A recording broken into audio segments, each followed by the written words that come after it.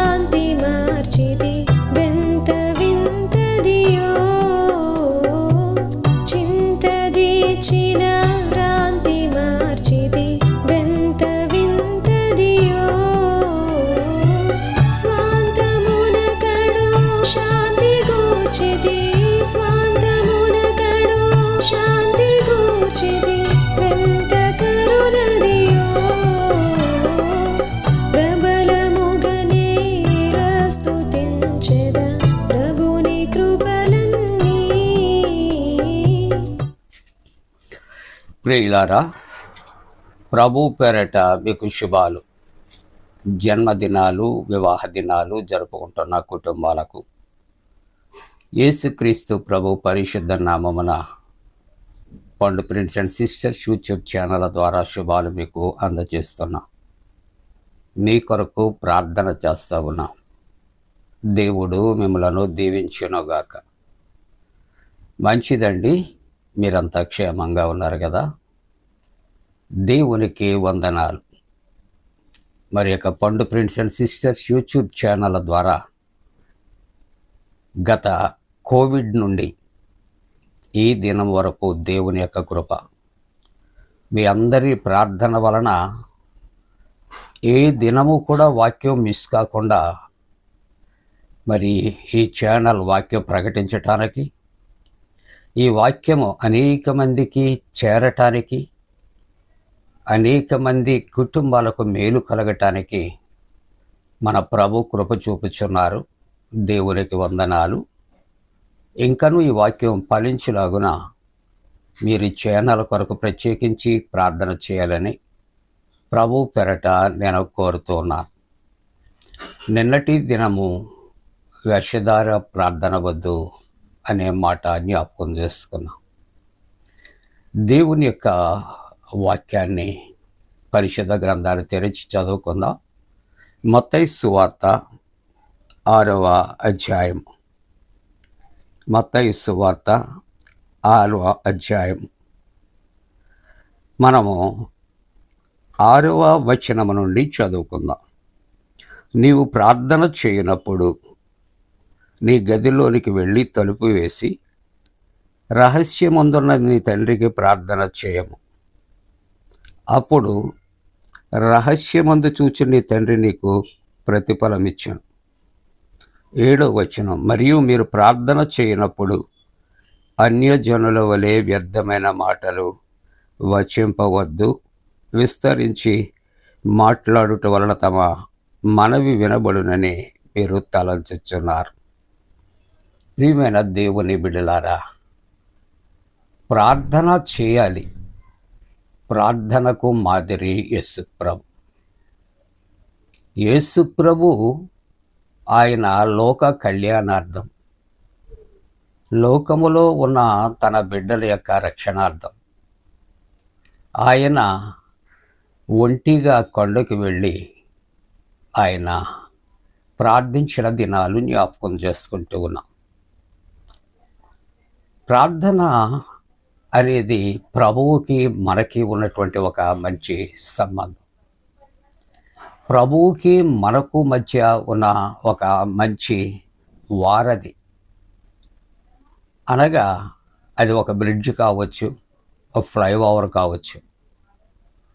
కాబట్టి మనం చేసే ప్రార్థన అది ఎక్కడ కట్ అయిపోకుండా ప్రభువుకి చేరాలి. అంటే చాలా ప్రభు ఆయన సంగతులు మనతో మాట్లాడుతున్నాడు. ఒకటి, వేషధారుల వలె ప్రార్థన మీరు చేయవద్దు. మీరు మనుషులకు కనబడవలెనని మీరు సమాజ మందిరాల్లో, వీధి మూలల్లో నిలిచి ప్రార్థన మీరు చేయొద్దు అని ఆయన 6వ వచనం, నువ్వు ప్రార్థన చేయనప్పుడు నీవు గదిలోనికి వెళ్ళి తలుపు వేసి రహస్యమందు నీ తండ్రికి ప్రార్థన చేయి. ఏమండి, ప్రార్థన చేస్తూ ఉంటున్నప్పుడు మనుష్యులు చూడాలని కాదు, ప్రభువు చూడాలని. మనుష్యులు వినాలని కాదు, ప్రభు ప్రార్థన వినాలని. దేవుని యొక్క వాక్యం సెలవిస్తున్నది, విశ్వాసి భక్తితో శ్రద్ధతో ప్రార్థిస్తున్నప్పుడు ప్రభు యొక్క వాక్యం అంటుంది, నీ ప్రార్థన అంగీకరించితే నీ మొర నా యొద్దకు చేరింది. ఆ విధంగా ఉండాలి. ప్రభువుకి మనకు మధ్య సత్సంబంధం కలిగి ఉండాలి. ప్రభువు కొరకు మనము భక్తి కలిగి ప్రార్థన చేయాలి. రెండోది, మన కొరకు మనం మన అవసరతలు గుర్తెరిగి ప్రభువుకి విన్నవించుకోవాలి. కాబట్టి ప్రభువు మన ప్రార్థన ఆలకించాలంటే ఏం చేయాలి? ఒక్కొక్కసారి ఏదైనా ఇంపార్టెంట్ మెసేజ్ వస్తే అంతవరకు కూడా సెల్ ఫోన్లో చాలా చక్కగా మనం మాట్లాడుకున్నది ఇంకా ఏదైనా మెసేజ్ వచ్చితే అది అందరికీ వినబడేటట్టు కాదు. అక్కడ నుంచి కొంచెం దూరం వెళ్ళి మెల్లగా మాట్లాడుతుంటాం. ఎదుటి వ్యక్తి మాత్రమే అది అందుకోవాలి. మరి అదే రీతిలో మనుషుల కొరకు కాదు, మనుషులకు వినబడేటట్లు కాదు, ప్రభువుకి మాత్రమే వినబడేటట్లు రహస్యమందున్న నీ తండ్రికి ప్రార్థన చేయాలంటే నీవు నీ గదిలోనికి వెళ్ళి నీవు తలుపు వేసుకొని రహస్యమందున్న నీ తండ్రికి ప్రార్థన చేయటం అంటే మరొక అర్థం మొరపెట్టడం. కాబట్టి తనకు మొరపెట్టి వారికి ఆయన సమీపముగా ఉన్నాడు. తనకు నిజముగా మొరపెట్టు వారికి అని కూడా మొరపెట్టడం కాదు, నిజముగా మొరపెట్టవలసినటువంటి అవసరత ఉంటూ ఉన్నది. కాబట్టి నువ్వు ప్రార్థన చేయనప్పుడు నీవు గదిలోనికి వెళ్ళి తలుపు వేసి రహస్యమందున్న నీ తండ్రికి ప్రార్థన చేయము. ఎందుకంటే మన ప్రభు ప్రార్థన ఆలకించే దేవుడు, మన ప్రభు ప్రార్థనకు జవాబు ఇచ్చే దేవుడు. ప్రియులారా, ప్రభు నీ మనస్సు చూస్తాడు, నీ హృదయాన్ని చూస్తాడు, నీ కన్నీటిని చూస్తాడు, నీ అవసరతను గుర్తిరుగుతాడు. తప్పనిసరిగా పరముందున్నటువంటి ప్రభు నీకు జవాబిస్తాడు.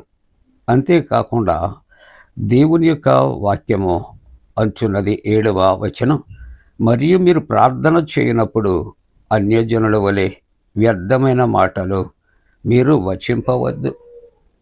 అన్యజనుల వలె మనము అవసరత లేనటువంటి మాటలు మనం పలకకూడదు. దేవునికి ఇష్టమైనవి మాత్రమే మనము పలకాలి, మాట్లాడాలి. ఆ విధముగా గదిలోనికి వెళ్ళి రహస్యమందున్నటువంటి మన తండ్రికి ప్రార్థన చేయనప్పుడు మన ప్రభు ప్రార్థన ఆలకించి మనకు జవాబు ఆయన దయచేయగలిగినటువంటి దేవుడు అని దేవుని యొక్క వాక్యము సెలవిస్తూ ఉంటున్నది. కాబట్టి మనం దేవునికి మొరపెట్టాలి, రహస్యమందున్న దేవునికి మొరపెట్టాలి. గదిలోనికి వెళ్ళి తలుపు వేసుకుని భక్తిపూర్వకముగా మనము ప్రార్థన చేసినప్పుడు ఆయన మొర ఆలకిస్తాడు. అలాగున మనము ఉండటానికి దేవుడు తన పరిశుద్ధాత్మ కూడిన మనపై మెండుగా కుమరించునుగాక. ఆమేన్. ప్రార్థన. పరిశుద్ధుడా దేవా, ఈ ప్రార్థన మీరు అంగీకరించండి. దేవా, నీవిచ్చినటువంటి వాక్యానుసారముగా మేము ప్రార్థించటానికి మాకు నేర్పించాడు. ప్రభా, మా ప్రార్థనలకు ప్రతిఫలం దయచాడు, ప్రత్యుత్తరం దయచాడు. దేవా, చాలామంది అనారోగ్యంతో ఉన్నారు ప్రభు. అనేక స్థలాలు మళ్ళీ కరోనా వ్యాపిస్తుంది, అటువంటి వారిని కూడా రక్షించాడు. అనేక చోట్ల యాక్సిడెంట్స్ అవుతున్నాయి, అటువంటి వారిని తప్పించి స్వస్థపరచండి. సమస్యల్లో ఉన్న వారికి విడుదల కలుగుచ్చేయండి ప్రభు. అశాంతిలో ఉన్న వారికి సమాధానం కలుగుచ్చేయండి. ఆర్థిక ఇబ్బందుల్లో ఉన్నటువంటి వారికి విడుదల కలుగుచ్చేయండి. గల్ఫ్ దేశంలో జరుగుతున్న యుద్ధ బీభత్సవాలు దూరపరచండి.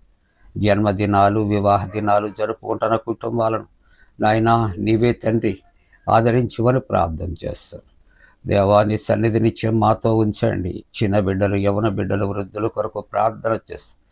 గర్భిణీ స్త్రీలు సుఖప్రసవము కొరకు, సంతానం కొరకు ఎదురు చూస్తున్న కుటుంబాలు సత్సంతానం కొరకు ప్రార్థన చేస్తూ యేసు ప్రభు దివ్య నామమున వేడుకొనుచున్నాము తండ్రి.